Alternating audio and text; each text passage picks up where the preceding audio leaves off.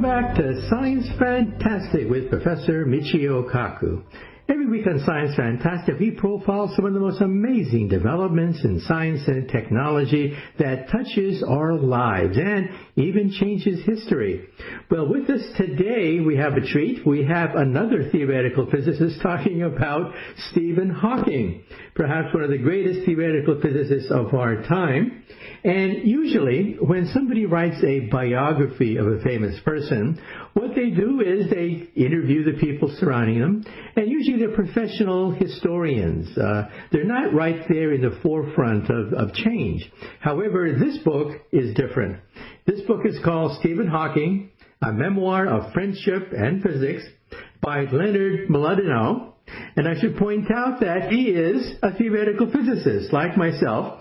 He got his PhD, in fact, at the University of California at Berkeley, where I got my PhD.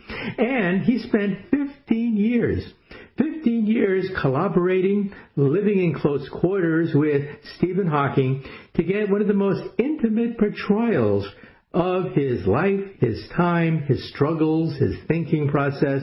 So once again, we are talking about the life and times of one of the great minds of our age, Professor Stephen Hawking. And with us today, once again, is Leonard Mlodinow, who's written a unique book. A book written by another physicist, a colleague, a collaborator, with intimate knowledge of Stephen Hawking, and someone who for 15 years had an intimate, close relationship, not just with Stephen, but with his family as well.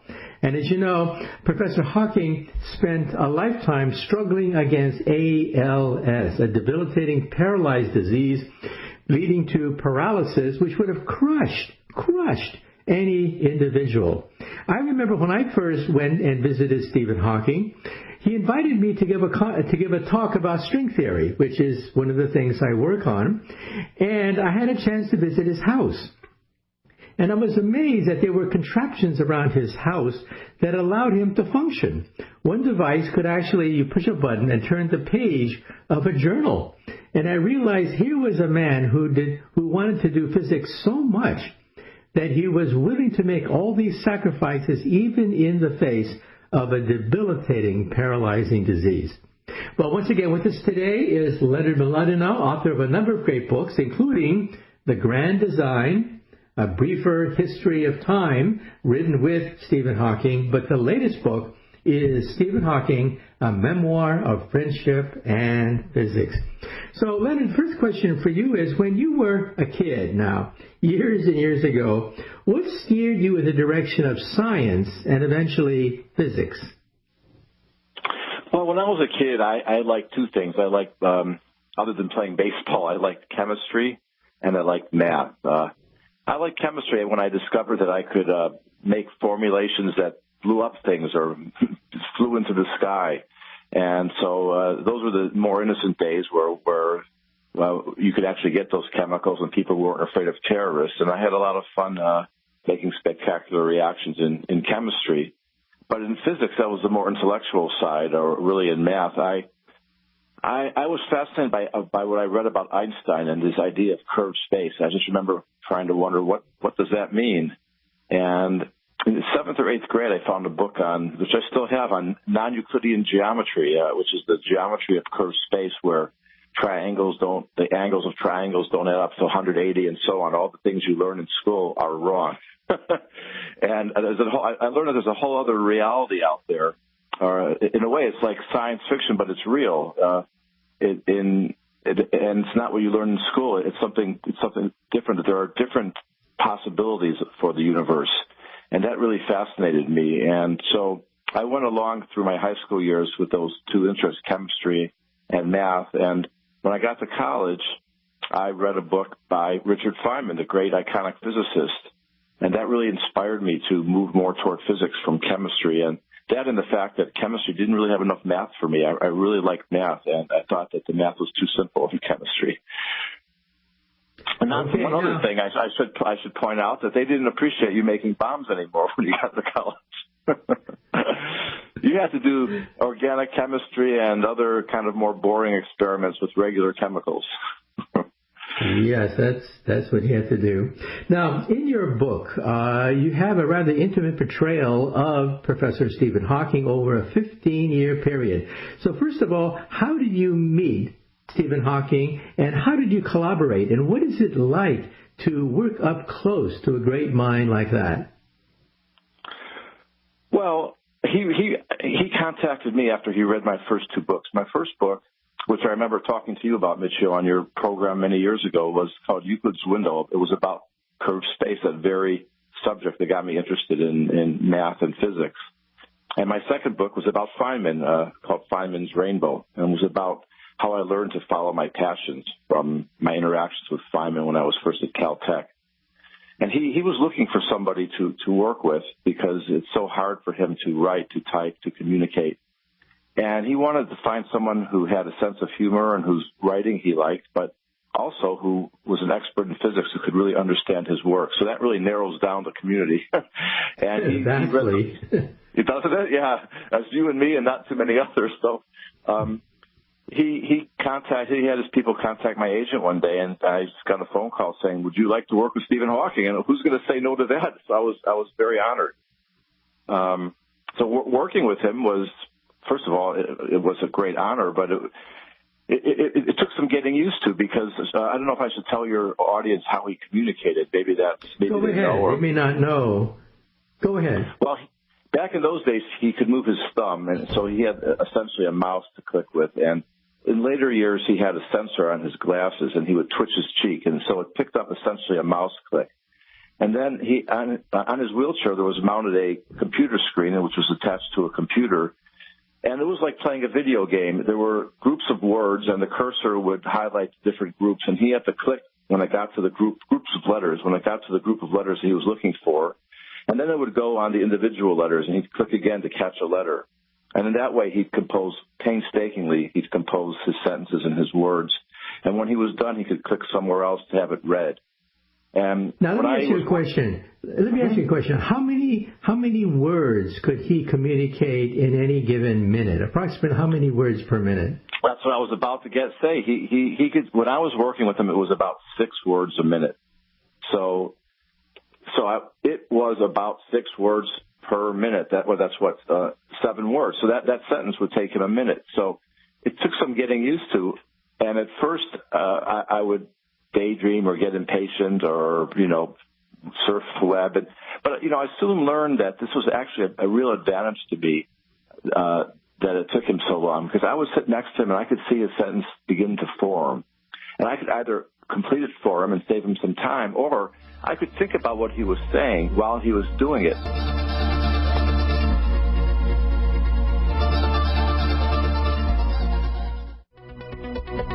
Welcome back to Science Fantastic with Professor Michio Kaku, and today we're talking about a rather intimate portrayal of one of the great minds of our time, the late Professor Stephen Hawking, written by Professor Leonard Mlodinow.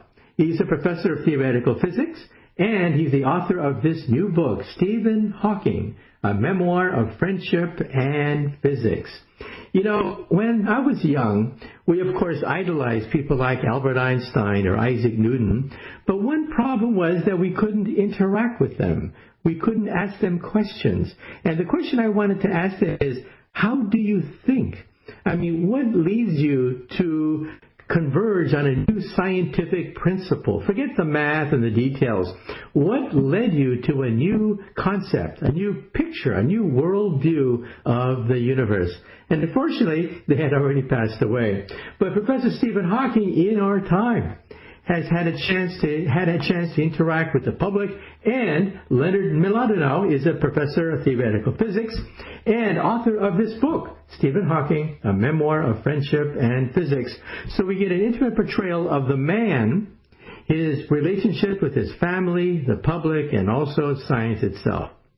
So Leonard, where we left off, we were talking about how difficult it was to work with the late Professor Stephen Hawking. But what was it like to actually write a book? Actually co-write 2 books with him. What was it like? Because, of course, a book consists of thousands of words. Well, the way we worked was we would first spend a year and Stephen, I should say, Stephen had extreme attention to detail. And so you would think because it's so hard for him to communicate and it only came out at 6 words a minute, that he might take shortcuts, or if we had a disagreement about something, he may tend to give in. But he wasn't like that. And at the end of a conversation, it would usually be me who was exhausted, not him. And we first spent about a year debating what should go into the book I'm talking about, The Grand Design, now our second book. And after that, we split up the work, who would write which parts of it, and then we would trade them by email and look at each other's, and then we would meet for long periods of time and spend night and day in Cambridge going over them, really word by word. And, it sounds like there's not much, 6 words a minute sounds pretty slow, but if you think about how many words there are in a book and how many minutes that takes, it's not all that many minutes. For most people, writing a book is more editing and rewriting than it would be the typing, even at 6 words a minute. So that wasn't, it's really not so much the getting the words out as it is getting the book right and getting the ideas out. And as I said, he was a real, he was very demanding in that sense, where everything just had to be right. He was a perfectionist. Okay, well, when I first met Stephen Hawking, he spoke in a garble. And his PhD students would, in some sense, the joke was, they would have to have a PhD in understanding the garble. And so, some students were actually chosen on their ability to understand the garbling that came out when Stephen Hawking talked. Later, of course, he lost control of his vocal cords, used his finger, and later just began to twitch and thoughts. So what was it like now for the people surrounding them? Did they have to sacrifice because, of course, he had to have 24-hour surveillance? The slightest medical hiccup could cause a fatal problem. He had to have medical care right on the spot at any given time. Was it trying for the people surrounding him, his wife, his kids, his family? What was it like to see the family up close? Well, it was very trying for everybody. But what happened was, after a while, first of all, you got used to it. But secondly, you learned the shortcuts. First of all, you could watch what he was typing and sometimes finish his sentences. He had ways of saying yes and no with his expressions. So you could often, if you knew where the conversation was going, you could give him various alternatives to respond to. But really most interesting was that he developed a very sophisticated kind of nonverbal communication. I mean, he had obviously frowns and smiles, and he could raise eyebrows for yes, no, I like this, I don't like that.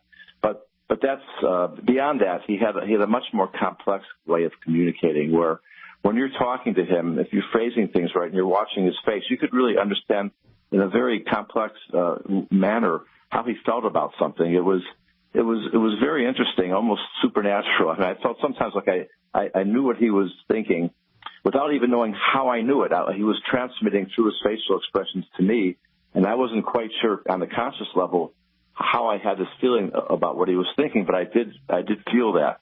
And so I thought that was really an interesting adaptation that he had. And it's not just me. I mean, I talked to his family and his friends, and they all say that you could tell so much from his face, that his face really spoke volumes.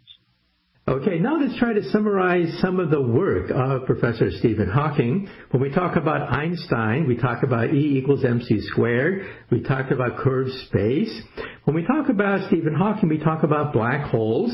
And even children know that, well, black holes are black because everything gets sucked in, nothing comes out. But if you were to summarize his work, would you say that in some sense black holes are gray, not really black? How would you summarize his body of work? Well, he did. I would say he did made 5 major accomplishments, and the first 2 were to talk about the Big Bang and the laws of black holes that are derived from Einstein's theory, but not relativity, but not quantum theory. And then his most famous work was his third major piece of work, where he started to incorporate quantum into his ideas, and that's where he discovered what you're talking about, the so-called Hawking radiation, that black holes aren't really black, that because of quantum effects, the immense gravity of the black holes forms pairs of particles just outside of it, in which one falls back in and one escapes into space or escapes the black hole.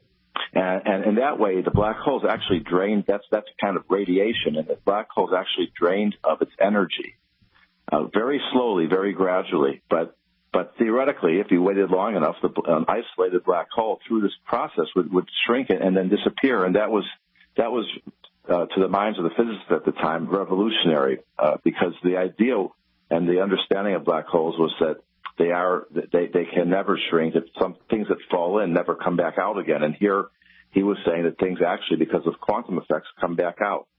And so that was a very bold and adventurous thing to a piece of work to look at. And he had to have a really open mind to accept that, because it was it went so against the grain of conventional wisdom. Now, one thing that astonished me when I read some of his work is the fact that he's willing to admit that he's wrong sometimes. Physicists get very huffing and puffing whenever someone criticizes their work. But I saw one paper where Stephen simply says, the previous paper I wrote on this topic is totally wrong. Disregard the previous paper. This paper is correct. And lately, in the later part of his life, he had a controversy with, string theorists on the question of what happens if you send the encyclopedia into a black hole. Hawking thought that all the information might be lost forever. Nothing comes out again. Once you throw an encyclopedia, all that information is lost. But string theorists, of which I'm one, says no, that we conserve information. So what are your thoughts, given the fact that Hawking actually changed his mind on this topic? Well, that's a very interesting question. That is one of his I think greatest traits as a physicist is to be able to change his mind, to admit that he was wrong, or even to accept contradictions. And he had so many contradictions in his life. He's supposed to die and he's living. Start with that one. And so he was very flexible in that way. And with regard to the information, yes, he made a bet that the information is lost. And if you think about what I said and combine it with what you said, imagine that you throw an encyclopedia into the black hole, and now the black hole eventually shrinks by radiating just non-encyclopedia information, just radiating energy out. What happened to the information that was in the encyclopedia? Stephen said it was lost, and he made a famous bet on it. But then he was doing the math, and he decided that actually it's not lost and that he was wrong, and he conceded the bet. And ironically, however, a lot of people didn't believe his calculation. He had to use certain approximations and wave his hands a little bit. So even his co-bettor, Kip Thorne, wasn't convinced by Stephen's reversal. And the guy that they bet with, John Preskill, who Stephen was saying, okay, you win the bet, he wasn't convinced by Stephen's argument either. So the argument went on. As far as I know, it's still going on. But it's interesting that they were all more interested in the truth than in being right. And I think that's a very important trait for a physicist, and not all physicists have that trait.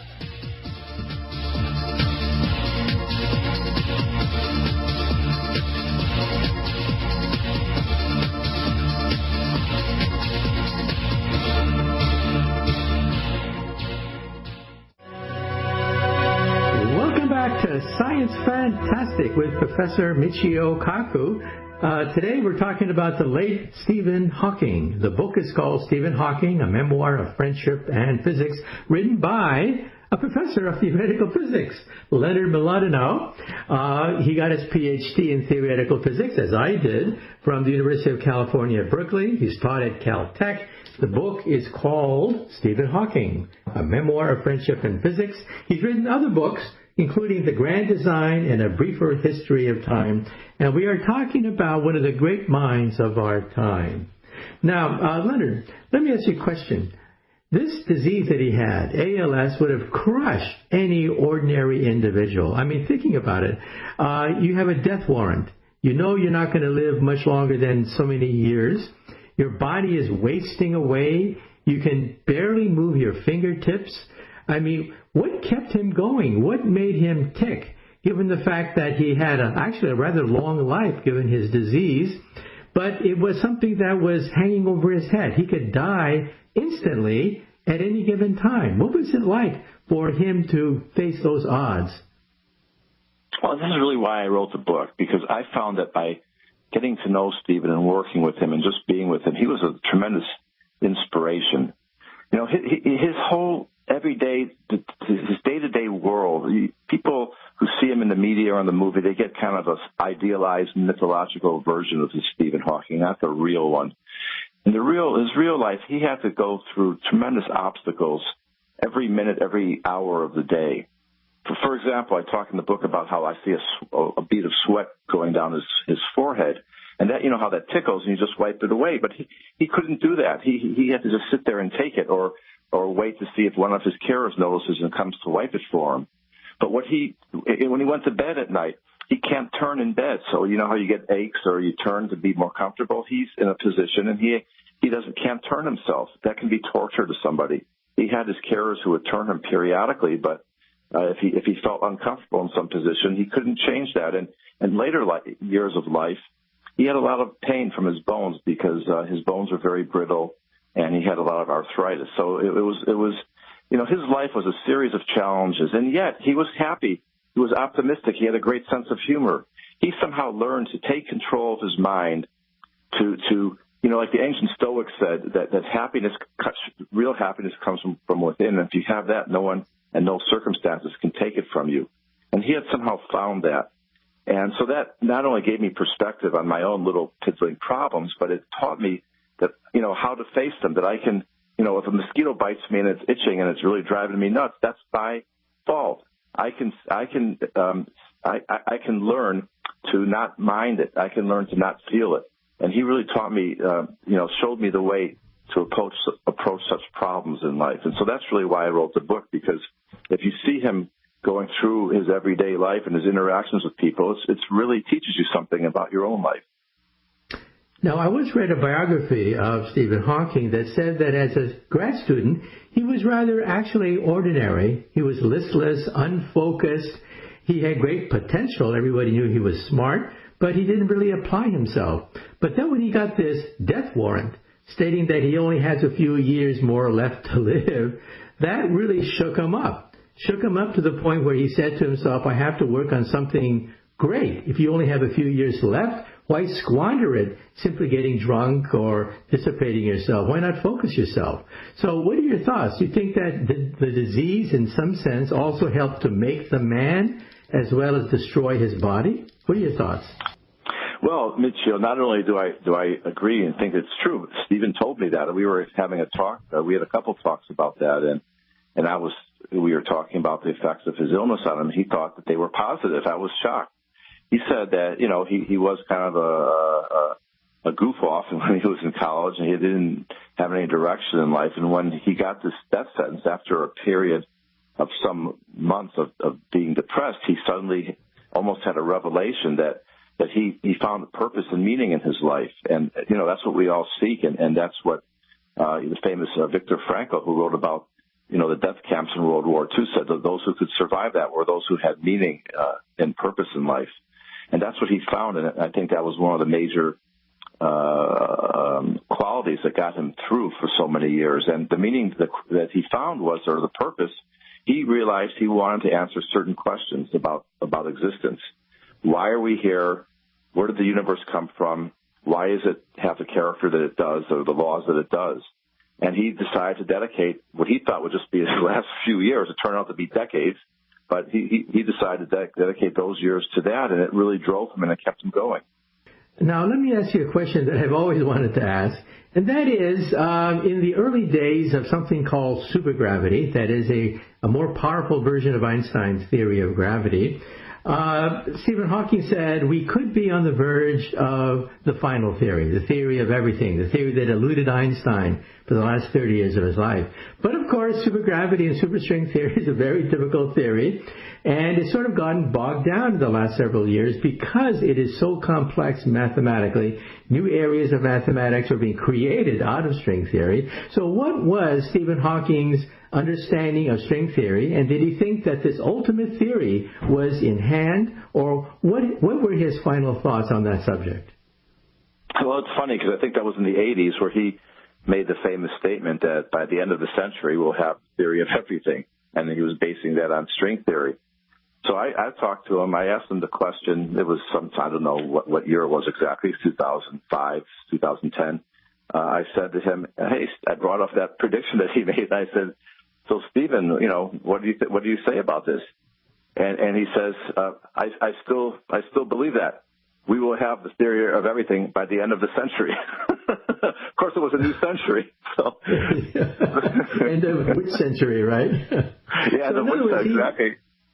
He was a believer in string theory and the M theory is really at the heart of the basis of our book, The Grand Design. So he believed that was the answer and that we should have patience. Okay, so his rule of thumb was have patience. There is a theory of everything. We just are not smart enough yet to figure out all the details.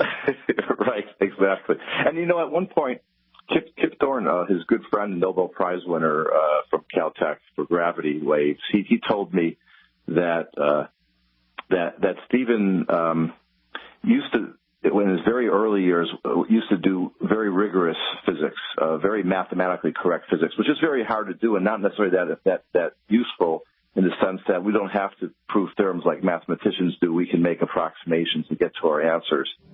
And he found that was just too hard at some point. And he changed. Again, he changed when he was sick and he had trouble doing that rigorous math. And he said, I'm going to do non-rigorous math because it'll get you the answers faster.